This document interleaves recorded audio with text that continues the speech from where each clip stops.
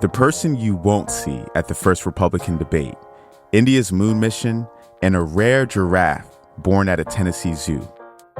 That's some of what we'll get to on The 7 from The Washington Post. I'm Jeff Pierre.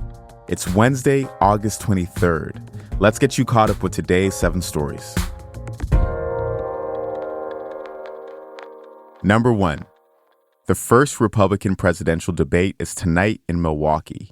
There are 8 participants. You can expect to see former Vice President Mike Pence and Florida Governor Ron DeSantis. Former South Carolina Governor Nikki Haley will also be there. And another household name taking part is former New Jersey Governor Chris Christie. One candidate you won't see is Donald Trump. He said he'll post a pre-recorded interview with former Fox News host Tucker Carlson instead. This past Sunday, some Republican presidential candidates commented on Trump's indictments and his decision to skip the debate. One of them was former Arkansas Governor Asa Hutchinson. He appeared on CNN's State of the Union. Well, I expect it to be even more important without Donald Trump on the stage because this is the first time voters are going to be able to contrast the candidates and their positions. You know, and I know we want it to be civil, but let me tell you, it's going to be a vigorous exchange, and it's important because there's difference between the candidates. You can watch the debate on Fox News at 9 p.m. Eastern. Number 2. A massive heat wave over the central U.S. could set hundreds of records. Excessive heat warnings are in effect in 16 states across the Midwest, Plains, and South. Heat indexes will approach 130 degrees in some places today. It's the most significant heat wave in the Midwest in years. The heat wave will be dangerous for anyone who spends extended time outdoors or doesn't have adequate cooling or hydration. But scientists announced yesterday that they found a new technique for predicting heat waves. It could help communities prepare for extreme heat in the future. Number 3. 8 people were rescued from a cable car stuck at 900 feet in Pakistan yesterday. 6 children and 2 adults spent hours dangling above a remote mountainous area in the country's north. They got stuck after a cable snapped. The rescue was dramatic. 2 kids were saved in a sling lowered from a helicopter.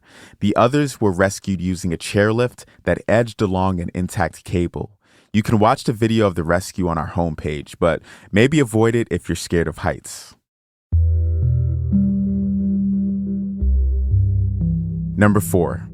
Police said a man who killed a woman over a pride flag wrote hateful posts. Laura Carlton was shot dead outside her clothing store in Cedar Glen, California on Friday. She was 66. Authorities identified a 27-year-old man as her killer.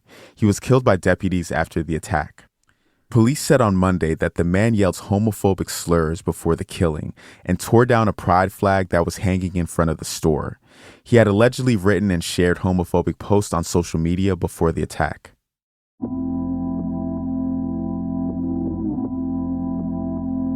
Number 5. India will attempt to land on the moon today. It's aiming to become the first nation to make a soft landing on the moon's south pole. A Russian spacecraft crashed when trying to make a similar landing this weekend. So, why is everyone trying to get to the moon again? There's a race to land on the moon's south pole because it has pools of ice. These pools could provide water for long-term settlements. They could also act as a fueling station for space exploration because the hydrogen and oxygen from water can be made into rocket fuel. India's uncrewed spacecraft is set to touch down this morning. You can watch it on the Indian Space Agency's YouTube channel from around 7:50 a.m. Eastern. Number 6. Meta's Threads is getting a desktop version. The text-based platform connected to Instagram has seen flagging interest. When it launched in July, it gained more than 100 million signups in less than a week. But now it has around 75% fewer active daily users than last month.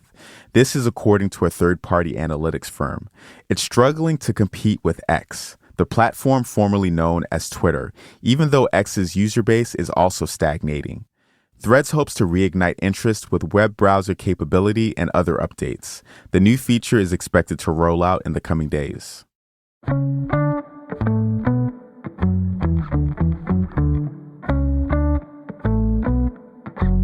And at number 7, a spotless giraffe was born in a Tennessee zoo.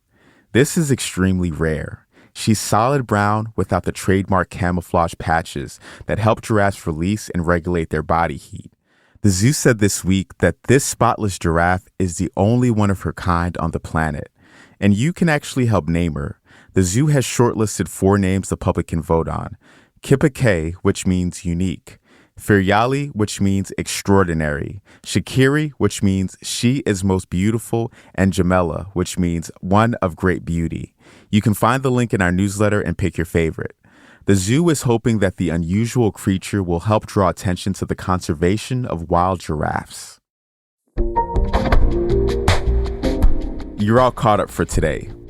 If you're looking for another great podcast to dig deeper into the news of the day, check out our afternoon show, Post Reports.